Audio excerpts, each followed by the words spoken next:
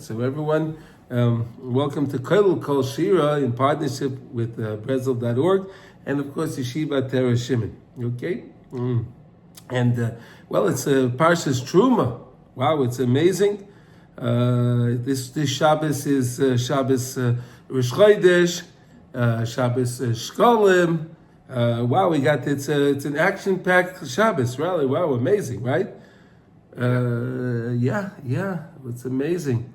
So one second, this Shabbos we're going to take out 3 Sifrei Torah, right? Well, you have Shkolim, gets his own sefer, and you get Rosh Chodesh gets a sefer, and the Parshat Terumah gets a sefer. Yeah. Very special. Mamash, a very, very special time. The Sfarim say anytime you take out 3 Sfarim from the Aron, it's a mamash. It's a real ace rotzen. It's a real ace rotzen. So, Baruch Hashem should hear all our tefillas and of course bring big Yeshuas for Klal Yisrael. We need it. And today is the art site of Rabbi Yehuda, his dear father, Rav Tzvi Meir ben Shimon Baruch. Of course, his neshama should have an aliyah and should be B'tzor Chayim. His neshama says with all Klal Yisrael. It should be a good debate for you, for your mishpacha, and for all the Klal Yisrael. Mitzvah Hashem. Yes. Okay, so there's so many things, all the time with the parsha. Now, especially this parsha, we know that this parsha is one of the parshas that's not in order, right? We know that, right? Because the Hakadosh Baruch Hu gave us the Mishkan in order to make the repair for the Egel, right? And we gave our gold willingly to make the Avodah Zarah. Here Hakadosh Baruch Hu says now you can do it, make a tikkun and give here. And you'll be able to make the rectification, right? Like the pasuk says, "Dabra b'nei Yisrael v'yichu li teruma me'ez kol ish asher yidvenu libo." These are very important words. Tikhu es teruma si. So much is written on this. Why is it said? Why is it written v'yichu li teruma? It should be v'yitnu li teruma. Right? Why is it v'yichu li teruma? What is that supposed to mean? Okay, the simple explanation is there were the gabayim, the gabay tzedakah that was set up to pick up the thing, so they'll take it from you. That's one answer. But there's so many. I mean, there are literally hundreds of answers on this.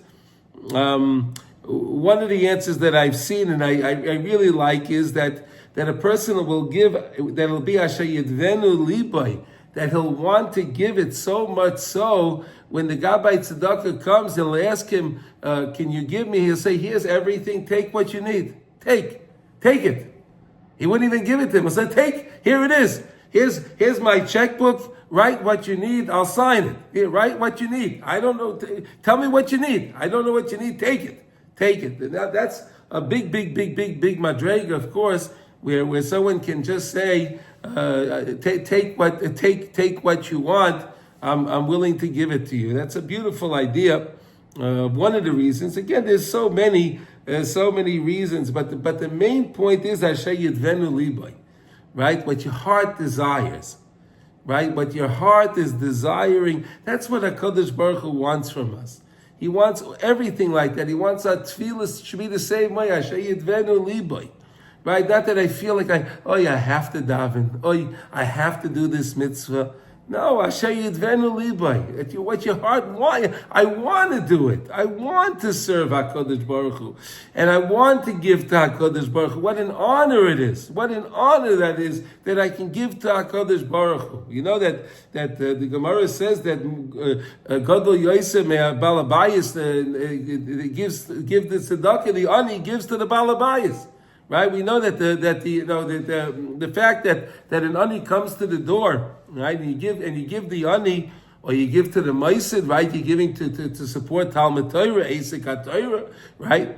So you think you're doing them a big favor, but really, the ani is doing you a big favor, giving you the opportunity to give this money. And it's a beautiful time to thank the Rebbeinu Shalom. At that time, when the ani comes to Hashem, how grateful am I that I'm on this side of the door and I'm not the one asking for the handout, right? Think about it, right? That you put me in the position, right? It's a matnas chinam, right? That HaKadosh Baruch Hu gives us, that we can support people, that we can give money. Unbelievable. Now, I'd like to discuss one thing here based on the derech of the Ramban. The Ramban has a beautiful mahalach to understand this idea of the Mishkan, and he connects it to Har Sinai. Listen, it's a fascinating concept from the Ramban. It's fascinating, and when I'm going to do the best to explain it, and then I think you'll appreciate this Ramban as much as I appreciated it. I hope so. All right, so here we go. The Ramban says like this: when we came to Har Sinai, before that, Har Sinai was a regular mountain, correct? No problem, right? If you wanted to go to Har Sinai and you wanted to make a picnic with your family, there was no problem, right? You can make a picnic there. You can even go there today. You can go to Har Sinai today, right? You can go to Har Sinai today. We know where it is, and you can make a picnic on there with your family. You're doing nothing wrong. Unbelievable, right? Right? But wait a second. But when it came to Maimon Har Sinai, when it came to Kabbalah Satorah on Har Sinai, so there Hashem said, "Pen Yehersu Asam, you have to make sure stay behagbel esahar, stay away, stay back. You can't go on the mountain." And HaKadosh Baruch Hu keeps repeating it to Moshe Rabbeinu. Make sure they understand they can't go up the mountain. Can I ask you a question? When they set up the Mishkan, right? In the Mishkan, the Anan Yaakov stopped, so we knew we were going to encamp there. So that space that we encamped and we set up the Mishkan, before the Mishkan was set up, it was like Har Sinai. There was no problem. You were able to roll in the sand there. It's no problem. Whatever you wanted to do, you could enjoy the sand, make a sand castle. Do what you like. It's no problem. However, once the Mishkan was set up, and you had the Kodesh and the Kodesh Kodashim, then you couldn't go in anymore. And again, there was the warning: you can't go in. The same way. Now, we also know that on Har Sinai, says the Holy Ramban, that on Har Sinai, HaKadosh Baruch Hu gave the words of Torah. The words were given with Eish. The words were given with Eish, fire. So there's much spoken on the idea why the Torah was given with Eish, right? Many things are written on that. Why the Torah had to be given with Eish. One of the reasons is we know that the Torah is not mekabel tumah, right? The Torah is not mekabel tumah, right? Even if a person's unclean, right? The person had an emission, right? He still can learn Torah. He will not defile the Torah. The Torah cannot be defiled, all right? Because it's a fire. And the same way that the Svarim all speak, in the Muslim movement especially, that when you learn Torah and you learn Torah with a bren, you learn Torah with a geschmack, and you sing the Torah with a niggin, and you go through the sugya. Via doing that, that's the fire that can cleanse the impurity within us, right? That the fire can cleanse. So where did you see this idea of the fire in the Mishkan? Very easy. So we had the Aron, and the Aron had on it the kaparis, which was the cover of the Aron, right? That was the cover, and on top of that you had the keruvim, right? The two. I guess in English you call them the cherubs, right? With their wings, the kinafayim, parsha kinafayim, their wings were overhead. They were, so to say, this. Now the Ramban says that the color, that they had to be made out of gold. They had to be made out of gold. Other things in the Mishkan, other kalim, if they didn't have gold, they were able to substitute it. This could not be substituted at all. This had to be zahav tahar. It had to be pure gold. Why? Says the Ramban, because where did Hashem speak to Moshe Rabbeinu? Bein shnei akruvim. between the Shtei Kruvim, which is the same idea of giving the Torah through the fire on Har Sinai. Now, this is an extension of Har Sinai. The Mishkan is an extension of Har Sinai. It has the same property, the same rules as Har Sinai, and not only that, the Torah is given all through the 40 years. Every time HaKadosh Baruch Hu would talk to Moshe Rabbeinu, it would be Bein Shnei HaKruvim. Moshe Rabbeinu would stand behind the curtain and hear, but where was the voice coming from? It was coming between the two Kruvim, the same way that the words of Torah were given through the Eish on Har Sinai. Here, the words of Torah were given through the Kruvim, and here you have it. Now you can understand. And the same way, when the Mishkan left, right, when the Anan HaKavod picked up and it started to travel, and we disassembled the Mishkan. Right, we disassembled the Mishkan. If you wanted to go back to that spot, even if you marked the spot where it was, and you wanted to go back to that spot, you could go back to that spot and make a picnic over there, no problem. Take your mun with you, right? Because that's what they had. They had mun. Take your mun with you and make a picnic. Make a picnic. They could have felt that they're eating a hamburger, with some pickles and ketchup and whatever you like in your hamburger, right? Sit over there, no problem. There's no problem to sit there. Same thing like Har Sinai. So it's a fascinating understanding because I never saw anyone else connect the Mishkan to Har Sinai and how the similarities of the two. It's a wonderful understanding of really what the Mishkan was. And how the Mishkan was really the same place, the same way Hashem gave us the Aseres HaDibros on Har Sinai. Okay? And then as He kept giving us more mitzvahs and more Torah was given over to Moshe Rabbeinu, it was done the same way in the Mishkan as it was done on Har Sinai. So that to me was a very, very beautiful understanding to understand really what the importance of the Mishkan was. It's really, that was our communication with Hashem, and that's really where we got the rest of our Torah, through the Mishkan. So even though we don't have the Mishkan, now another thing was, it's very interesting, the Mishkan was only made via Jewish labor. Jewish labor. There were no Gentiles involved in building of the Mishkan. It was built by Yidden, only Yidden. Shomer Torah mitzvahs, Yidden that respected HaKadosh Baruch Hu, and therefore the Mishkan was always very, very pure, very, very pure. Even the first base of Mikdash built by Shlomo HaMelech, he had many non-Jewish workers. He had many hundreds and hundreds and thousands of non-Jewish workers that were working to mine the stones and so on, to cut the stones and everything else. So here you have it. The Mishkan was something very, very, very, very unique. It was something very, very unique. And okay, now the Mishkan also, we know there were many things in the Mishkan that we needed, right? Like we had the Atzei Shittim, those big cedar planks. They were huge. They were bigger than telephone poles, and much wider as well. Where did they get that from? Where did they get these things in the desert? You know where they got it from? Yaakov Avinu. If you go back into Bereshis, when Yaakov Avinu was traveling down to Mitzrayim, he took the Atzei Shittim with him. He took these cedar things, he planted them in Mitzrayim. And we remember that Yaakov Avinu brought it with him, so we figured, we may need this wood, so we cut that wood and we took those wood, and that's the wood that we used. Fascinating. Now, another fascinating thing was there was an animal called the tachash, right? The tachash. What was this tachash? This tachash. So the Medrash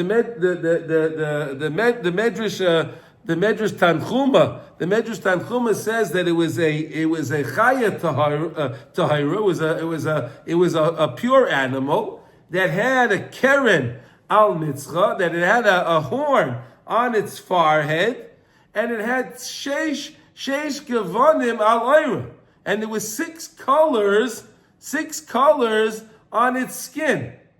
And this animal was never before, because it wasn't needed before. And it was never after. You know what the world calls that today? A unicorn.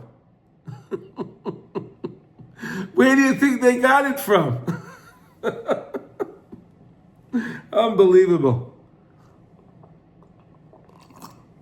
My granddaughter was by us, and she happens to like a unicorn. So she was telling me, Zaidi, she says to me, do you know if that's somewhere found in the Torah? So I looked up the Medrash Tanchuma on this Tachash. I found that she was so happy. Wow, so you see, but then she said she felt bad for the Tachash. That the skin, the skin was used to cover. I said, no. You don't have to feel bad for the Tachash. The Tachash was so happy to be able to be used to be the cover of the Mishkan. And I explained to her also, whenever we brought karbanos, and even today, when there's a cow and a sheep or whatever, a goat that's going to be shechted. So the animal is so happy that it's going to be shechted and it'll be used by Jewish people that'll make a bracha on the meat. That'll make a bracha, that'll come to sit on a Shabbos table, be part of a Shabbos Suda. We have to understand it's not stam. It's not stam. Not every animal is so lucky to that. Look, I explained to her, look, it's part of life. Everything dies. All people, there's nothing we can, but if a person can die, al kiddush Hashem, or the animal can die for a mitzvah, matay v'manayim, how wonderful is that? So we had that in the parsha also, something so special to understand that these things that we see, like even a unicorn, it's founded in the Torah. Unbelievable. It's mamish unbelievable how everything is founded in the Torah. It's very simple. We know that HaKadosh Baruch Hu was a stakel b'raisu b'rayayla. Hashem looked into the Torah, and then He created the world. So everything and anything you could think of is in the Torah, because it's part of the Esem Amarais, right? The 10 utterances. And there's so much talk also, this idea of the Mishkan spans five parshias. The next 5 parshias are discussing the Mishkan and all about the Kelim in the Mishkan, building in the Mishkan, and everything else. You see how important this is. And why was it so important? Because HaKadosh Baruch Hu said, you should give to me Asher Yidvenu Libai. Hashem always wants from our heart. That's really what HaKadosh Baruch Hu desires, that we want to serve Him. Not chas v'shalom do we think that we have to serve HaKadosh. No, we want to serve HaKadosh Baruch Hu. And that HaKadosh Baruch Hu is so special, so special. Now, this week is Shabbos, we have the Shkolim also. So the Shkolim were an integral part of the Mishkan, right? The Shkolim were a very, very integral part of the Mishkan. What did we have in the Mishkan? Let's go over the different points that we had in the Mishkan, right? So the donations that have to be given was supposed to be from gold and silver and copper, right? You have zav, kesef, u'nechayshes. You had also wools. You needed wool, right? Different wools, and you needed purple wool, red wool, blue wool. You needed also linen, goat hairs. You needed skins from rams and different colored skins, like we discussed about from the Tachash, like we discussed. Okay, you needed wood. They needed oil. They needed spices. They needed jewels, diamonds, rubies, sapphires, and all other fine stones, all other fine kind of stones. All right.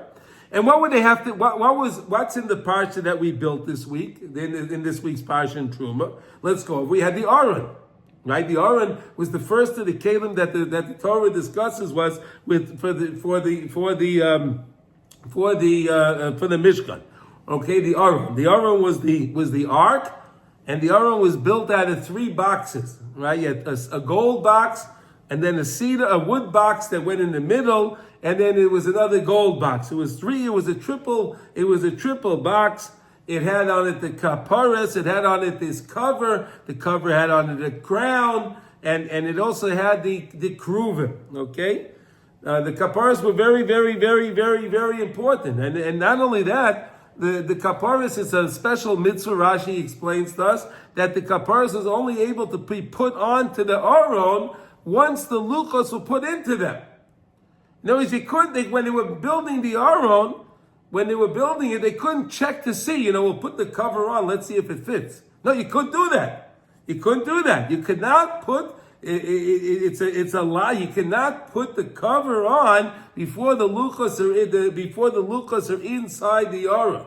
That's another thing that we learned about. Okay, now, we had the Shulchan. The Shulchan was fascinating. The Shulchan was a fascinating table. Mamish, a fascinating table.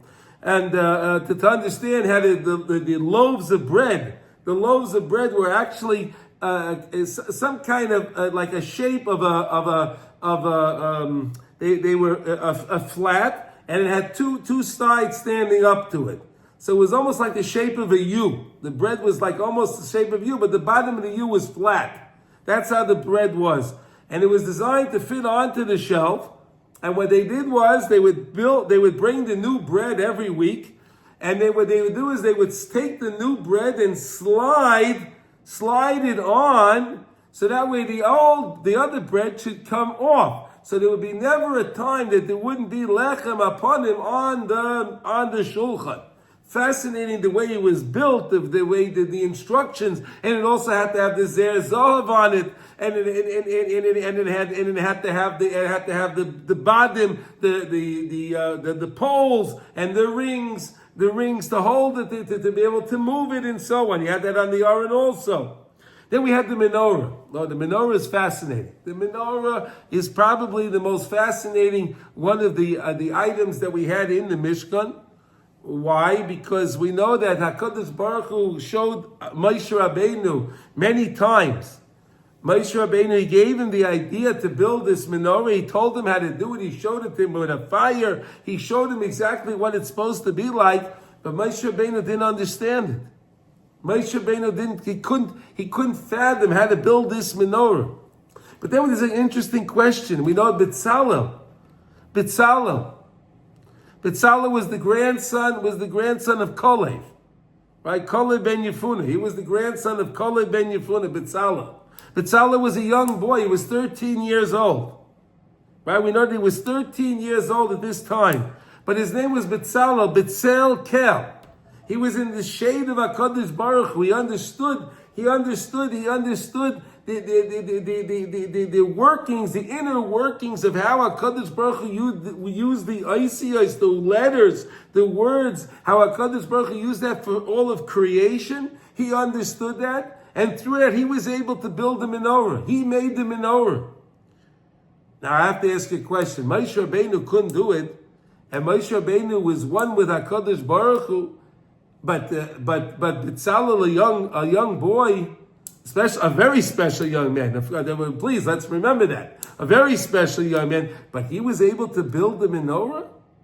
So there's an understanding like this. I'll give you a parable to understand it, okay? You had a king, and he had a whole bunch of gemologists that were working to prepare for him the most beautiful crown. The most beautiful crown. And they had all different gems and different stones that they were going to put on this crown to make it magnificent. Now, while they were doing it, there was one stone that was supposed to go in the center. And this stone had some imperfection on it that they knew that it wasn't a big deal to get rid of it, but they couldn't do it because they were afraid that they would damage the stone. They didn't know what to do. They didn't know what to do. How am I going to make this stone? How are we going to do it? We may damage it, and then what are we going to do? We need this stone for the center of the crown. So they came up with an idea that they'll do is they'll get another gemologist that's not part of the royal gemologists that make the crown, and they'll send it to him, and they'll ask him to take care of it. And they did that. They sent it to him. He sent it back. It was perfect, no problems at all. So the king says, I don't understand. How come you couldn't do it? They explained to the king, my dear king, you should understand that we know the importance of your crown. And we were all afraid that we would, and we know how important you are. And we love the king. And we didn't want to have any problem with that stone. So none of us was able to do it.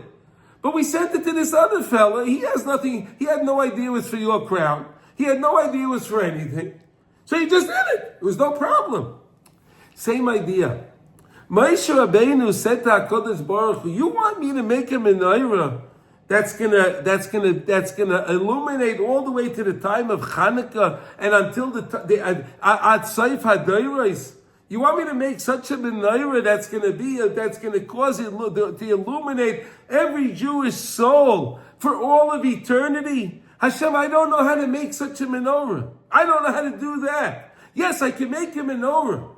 I can make a physical menorah, no problem. But to make a menorah that you expect me to build this menorah, that this menorah, this light is going to be the light that's going to shine till the end of time. At Seif HaDoros, Moshe Rabbeinu says, I don't know how to do that. That I don't know how to do. I don't know. I'll try again and again. And HaKadosh Baruch Hu was trying to explain it to him. He just couldn't get it. Why? Because Moshe Rabbeinu is Anav Mikol Adam. Moshe Rabbeinu is the most humble person of everybody. And because Moshe is the most humble one, he couldn't do it. But Bezalel was standing on the side listening to all the lessons that HaKadosh Baruch Hu was giving to Moshe. He heard them all. And Bezalel says, no problem, I'll make it for you, Rabbi Moshe, my dear Rebbe, I'll make it, I'll do it. Moshe Rabbeinu says, go ahead. The same idea in our little parable, this little example that I gave you with the stone. They sent it to the other gemologist. He was able to do it. He didn't understand the point. Bezalel understood the beautiful things. Believe me, he did, but he didn't understand what Moshe Rabbeinu. He had no idea. He was nowhere near the level of Moshe Rabbeinu. And he was nowhere near the level of the connection that the Rebbeinu Shalom had with Moshe Rabbeinu. He didn't have that. And because of that, he was able to build the menorah. He was able to do that with no problem. He could make the menorah because he didn't understand what he was doing.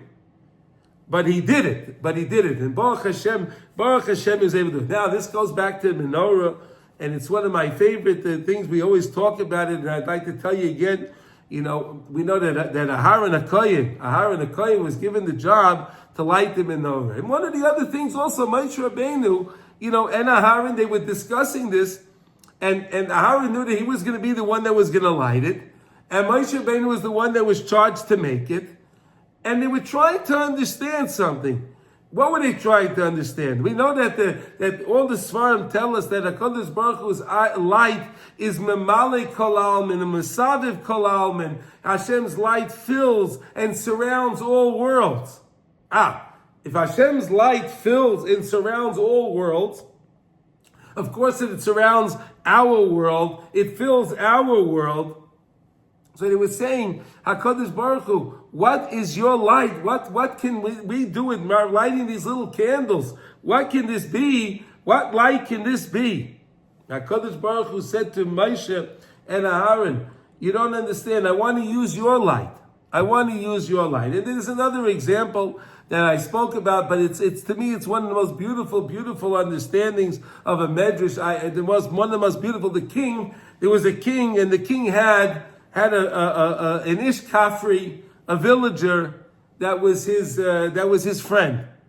He was friends with a villager, and the king invited the villager to come over that he wanted to come to the villager's home in 30 days, and he wanted to have dinner with the villager. Wow! So he called the villager to the palace, and he was so happy to go visit the king, and he went to visit the king. And when he came to the king told him what his idea was. My dear friend, I would like so much if you would be so kind to invite me, and that in 30 days I'd come and I want to have dinner in your home with you, just you and I. The villager was so delighted. What, the king wants to have dinner with me? Wow, he felt so joy. He was full of joy.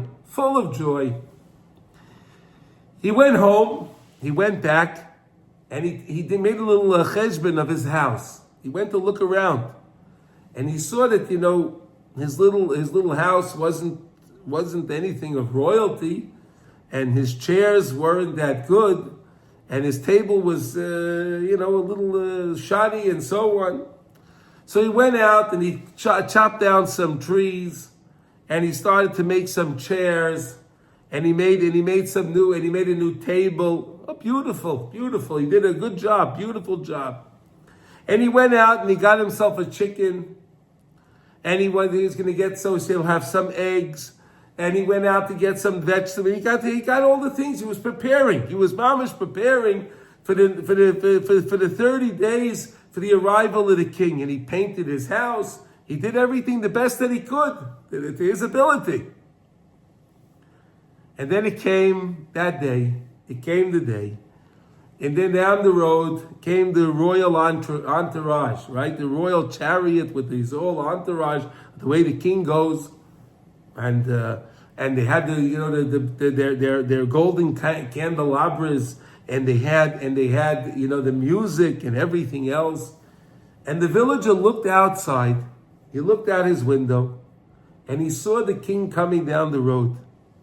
And he saw the beauty of the king. He saw the grandeur. He saw how great the king was, and he saw how great the royalty was. And he said, "Oy, how am I going to have the king come to my place? How am I going to have the king come to me? Look what I don't have anything. I don't have no golden candelabra. I barely have a couple of chairs. I have a wooden table. I don't even have a tablecloth to my table. I don't even have that. How am I going to have the king here?" So he's so embarrassed. He feels so embarrassed. So he had candles that were lit, he put them out. And he had the shutters, like we have over here in Israel, we have the tresim, we have these, you close the shutters, right? You can close the shutters, the tresim, right? He closed his shutters, and he sat down by the door, and he was just broken. He felt broken. And they came to the door, and they announced that the king is there. And he didn't answer. They tried again, and he didn't answer. The king says, I'm going to go. I'm going to go to the door. So the king knocked on the door, and the king said, "Hi, it's the king." Well, when the king knocked on the door, he had no way not to answer the king. He cannot answer the king. That would be totally disrespectful, not to answer the king. It's his friend. So he opens the door. He opens the door. And the king looks inside, and it's dark. He says, did you forget that it was coming? No, you don't understand. No. I was working the past 30 days and preparing every day, and I did the best that I possibly could. He says, okay, that's wonderful. But I looked out the window and I saw your chariot, and I saw the candelabras, and I heard the music. And I saw the whole entourage, and I realized, what do I have? What do I have? So the king says, I always have that. What I wanted now was more than anything just to spend time with you. I wanted to live the way you live. I wanted to enjoy our company. That's all I wanted. That's all I want. I want to enjoy our company. So, of course, he lit the candles back, and they had a beautiful dinner, and the king was so happy with the way he prepared everything, and it was wonderful. This is what happened over here. HaKadosh Baruch Hu says to Moshe and Aaron, yes, it's true. It's true that I am filling all worlds and surrounding all worlds with my light. It's true. But I want to use your light to light my light. I want to use your light. So you'll make this candelabra, and that light is what I'll use to ignite the light to light the world, and to light every Jewish soul, and to light up every Jewish broken soul, to be able to illuminate every Jewish soul. And I was thinking about this today. Especially when I saw today is the day that they brought the bodies of the Bibas family these holy neshamas, these holy neshamas today. And I was thinking, HaKadosh Baruch Hu, please shine your light for the mishpachas. Shine your light for all of these mishpachas. They're broken.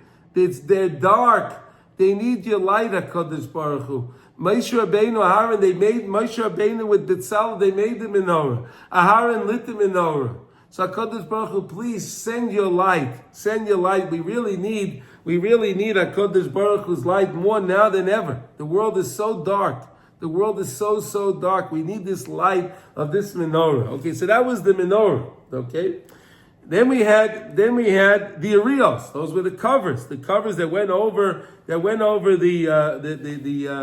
large covers that went over the Mishkan, right? That covered the Mishkan, the skins that covered the Mishkan, like we spoke about, the tachash, right? Okay, and then we had also the karoshim. Those were the beams that were used to build the walls and the chatzir of the Mishkan.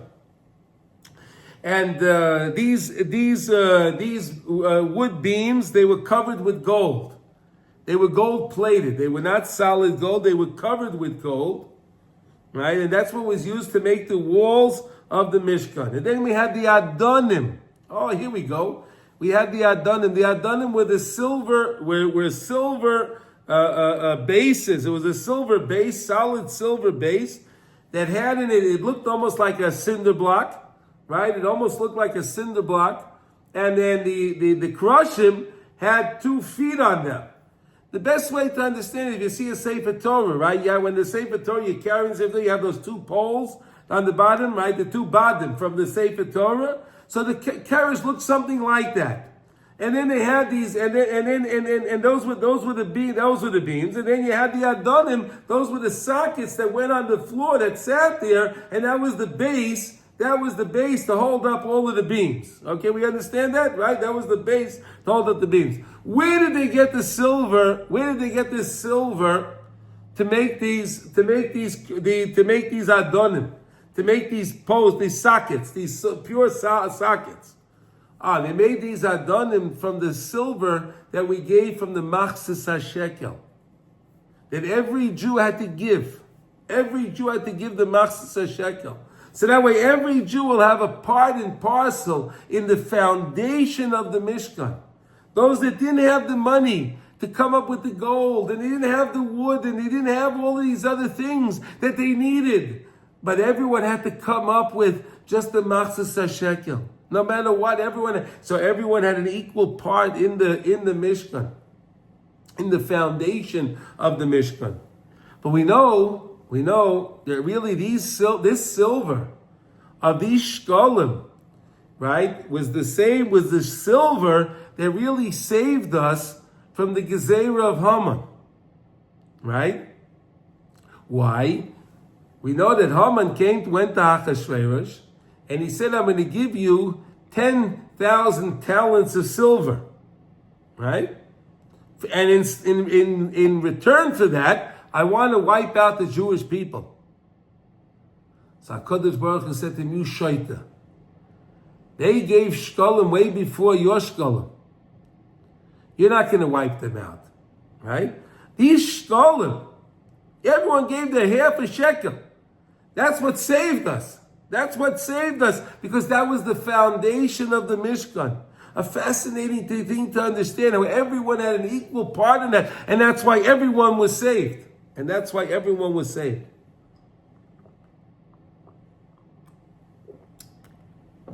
Okay. We had also the paroches, right, and the masach. These were the multicolored curtains. The what do you call it? The paroches was what separated the kodesh from the kodesh kadashim, right? That was the paroches. And then the masach was the covering that covered the Mishkan, the entrance to the Mishkan itself. That was that curtain. Right? So the 2 separate curtains, one was called the masach, that was the one that covered the opening that went into the Mishkan. The paroches was the one that divided the Kodesh from the Kodesh Kadashim, that the Aron was inside and the bottom would stick into the paroches, and then we'll discuss that too, Amir Hashem. And then we had the Mizbeach, right? So then we had the Mizbeach. Which Mizbeach did we have? We had the Mizbeach that was covered with copper, right? Was filled with earth, right? And this was the karbanos were burnt on it, right? That was in the Chatzir. That was in the outside of the what do you call it? That was in the Chatzir of the Mishkan, okay? And then you had the kilayim, which was the linen curtains that enclosed the Chatzir, right? So the Chatzir you had the Mishkan was in the middle, right? And then you had the Chatzir that went around it, the courtyard that went around, that created the courtyard, right? Those were called the kilayim. Those were the curtains that went around.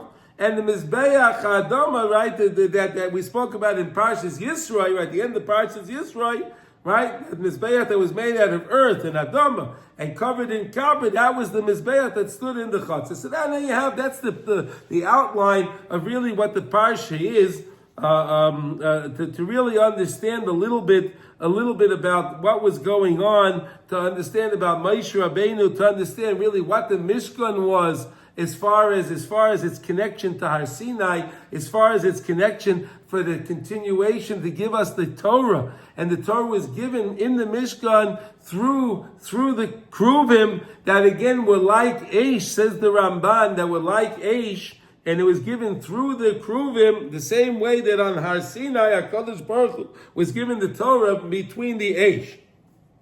Okay, now I'd like to take a look inside. Okay, there's any questions on this? Anyone have any questions or any comments? They want to ask anything? Nothing. Wow, you guys are so. You could ask a question, you know. As a matter of fact, many times when I do these classes and we don't have any comments in them, in our morning class we have many comments every day. Baruch Hashem. But when we don't have comments, a lot of times people say, I had a question. And no one asked that question, and I didn't know, right? So it's always a good thing if you have something to say, please say it, because someone else that's going to listen to the class may have that same thought, and they'll say, but we didn't speak about it. So if you have any thought, please feel free to speak. Okay, now let's learn one thing. I have two things to learn. Let's see how much time we have. But this is a beautiful piece here. That I found in Likutei Halachos to help us understand the whole idea of the Mishkan and so on. So here it goes. Zav v'chesev u'nechoshes. Acher ma'isa egel. Right after we had the story with the egel, right? We had that story, the terrible story with the egel, right? Where we didn't know where Moshe was, right? We didn't know where Moshe was. Ay, gewalt. And then we wound up. We're not discussing that right now. Okay, it was after the Egel Nitztavu al Melechas HaMishkan. We were commanded to build the Mishkan, like we spoke about. That was the tikkun for the money that we gave willingly for the Avodah Zarah. Now we had the way to give the money to HaKadosh Baruch Hu to build the Mishkan, Asher Yidvenu Libay, like we said. Okay. בבחינת איה שזויכים למסויה על ידי הבקוצה והחיפוש שמחפשים ומבקשים אייס שרחוקים מן הקדושה והולכים נוד ונוד ומטולטל. And that's the idea of like this. This is the idea. The Mishkan, the whole idea of the Mishkan was this idea of Ayah. We spoke a lot about this idea. Ayah mekayim kivayday. Right, we say the Ayeh, where are you, Hashem? Recognizing Hashem in the world. Ayeh, where are you, Hashem? Ayeh, where are you? You can find Hashem through the bakasha, bechipos, from the searching, shemachapsim, the fact that we're searching, mavakshim b'eis, sherechoikim min hakedusha v'holchim nod v'nod, that a person is away from the kedusha, he has a yerida, and he's searching for HaKadosh Baruch Hu. I know Hashem, you're here. I know you're here. I know you. The Mishkan didn't have a set place. It wasn't a set place. It was a more of a ride. It moved around. It moved around. But Isaac Kiviyachol bebechinas hakedusha hamototeles v'loy noida aye mekayim kivaydai. And then when it was moving, when the Mishkan was moving, the Kedusha was moving along too.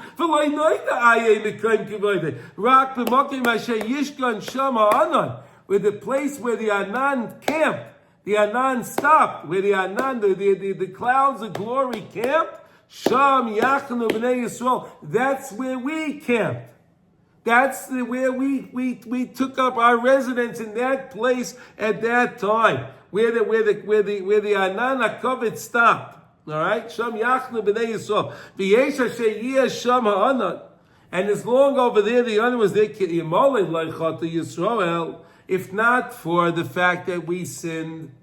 If not for the fact that we sinned and we made the mistake with the Egel Azav. Unfortunately, if we didn't do that, we were right away supposed to go into Eretz Yisrael. We were supposed to go in 2 times.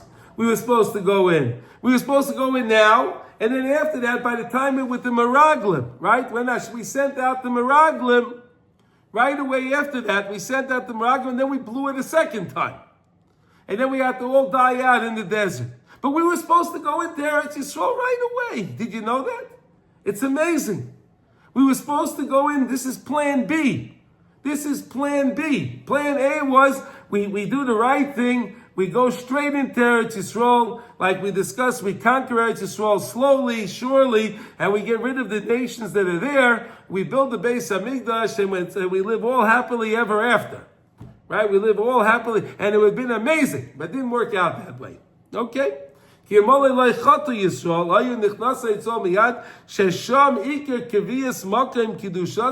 the main place of Kedusha. We know that Eretz Yisrael is the headquarters of Kedusha for the world. And it's only because of Eretz Yisrael, because of the Makkah, because of the 10 holiness places in Eretz Yisrael, is that we can have any holy place around the world. It's the same idea.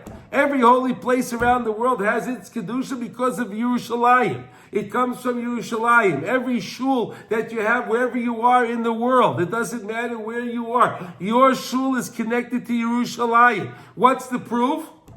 Where do you daven towards? You're always facing towards Yerushalayim because that's where the Kedusha is. That's where the Kedusha is, and that's why we're always facing towards Yerushalayim, because that's where the Kedusha is coming from. That's the Kedusha. V'sham Iker is Galus Kavod Yisbarach, and that's the main revelation of HaKadosh Baruch Hu's presence in the world, is in the Eretz Yisrael. As the Pasuk says, Tamid Einei Hashem Elokecha Ba Mereishis Hashana Arach Rishana. Hashem is always paying close attention to Eretz Yisrael. That's the covenant of Hashem. Kisham kol asara kedushais shehem bechinas asara mamorais shebehem bara olam b'shvil kivay yisbarach. And that's why HaKadosh Baruch Hu had the 10 utterances to create the world. That included the Maimah Bereshis, the Maimah Sasam that we spoke all about. That we had. There's so many lessons on that. But all of that was done. Why? Why did Hashem do that? For His covenant. Kvayit Shemayim. For Kvayit Shemayim. What can you do to bring more Kvayit Shemayim? Achayedei shechatu be'egel. Shehu avodah zara. But through the fact that we sinned with the egel, that was avodah zara. Shehu mikoy mesamatu nafim. Those are considered the places, the impure places, the defiled places in the world. And there's plenty of those places. And boy, did we get distance. We got catapulted away from the Kedusha of HaKadosh Baruch Hu with that sin. Oh my goodness. Oh, wow. Al Kain, haya tikunam al yedei bechina hanal. Therefore the tikkun was to build the Mishkan. Why? Al yedei bechinas aye. Shal yedei zeh mechayim es atzman afilu im neiflin la'avodah zarah. If you can fall out, again, the Torah is comprised of 365 negative commandments and 248 positive commandments, correct? Yeah? So if a person is following the Torah, so that's great. He has the Torah with him. But not even if the person's doing something he should do. He's also following the Torah, but he's doing it in a negative way. Right? The Torah says you can't have avodah zarah. So even if the person's involved in avodah zarah, he's still following the Torah. But the Torah says don't do that. But he's still part of the Torah. You're always part of the Torah, no matter what you do. And they're those the terrible places that unfortunately people find themselves. You should build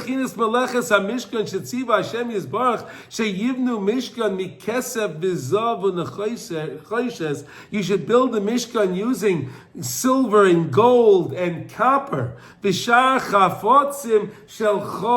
And use all different worldly things.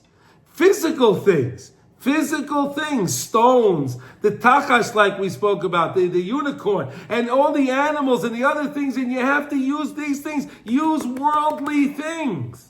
Asher al yedei riboy hakesef ha'azav also as egel, because we had so much gold and so we made the egel hazav. Rashi says, what does it mean, V'di Zav? Rashi Sham, V'tziva Aleim Hashem Yisbarach Shebema Shel Kilkulu Bai, with what that you made the problem with? Yistaknu v'yischapshu v'yivakshu kedusha sham daika v'chol ish yivakesh v'yichapes im nimtzu etzlai kesav v'zav. And every Jew should find out, do I have any gold and silver that I can give over now to Hashem? I gave it over willingly to Avodah Zarah. Now am I going to give it over? Hashem yidvenu libai. Hashem wants to, you want to give me this? Tikhu es trumasi, take that money. That's the money I want you to take, Hashem. Tikhu es trumasi, take that money that you want to give. Bring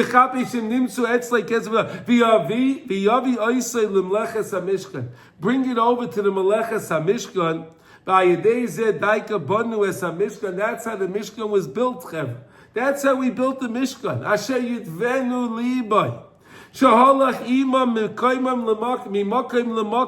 It went from one place to the other. All the different journeys that we did in the desert. We did 42 journeys in the desert. The 42 journeys, the Mishkan stayed with us, and the Mishkan went with us. And we learned Torah in the Mishkan because HaKadosh Baruch Hu was giving the Torah through the Bein HaShnei Kruvim, through the two Kruvim, because they were considered like the fire. The same fire that we had on Har Sinai, that the Torah was given mitaych eish on Har Sinai. HaKadosh Baruch Hu continued that through the Kruvim, from that's the same color, said the Ramban. That's the same color of the fire, and HaKadosh Baruch Hu continued that through with the Mishkan. Wherever the Mishkan came, it had a very, very high level of kedusha. Like we said, the same way that we weren't able to go on Har Sinai, we weren't able to go into the Mishkan. You couldn't go into the Mishkan. You couldn't touch the Mishkan unless you were pure, unless you had some business in the Mishkan. Otherwise, you couldn't go into the Mishkan. It's the same idea as Har Sinai, right? You had Moshe Rabbeinu was able to go on top of the mountain. Then you had Aharon and the Zakanim were able to go a certain part on the mountain. And then the rest, everyone had to stay down under the mountain. It was the same thing with the Mishkan. The same thing with the Mishkan. It was the same idea. I hope you appreciate this idea with the Ramban to understand how the Mishkan was mamash the same as Har Sinai. To me, it was a fascinating thing that I learned this year. I'm so happy that I'm going through the Ramban and I saw that. It was unbelievable.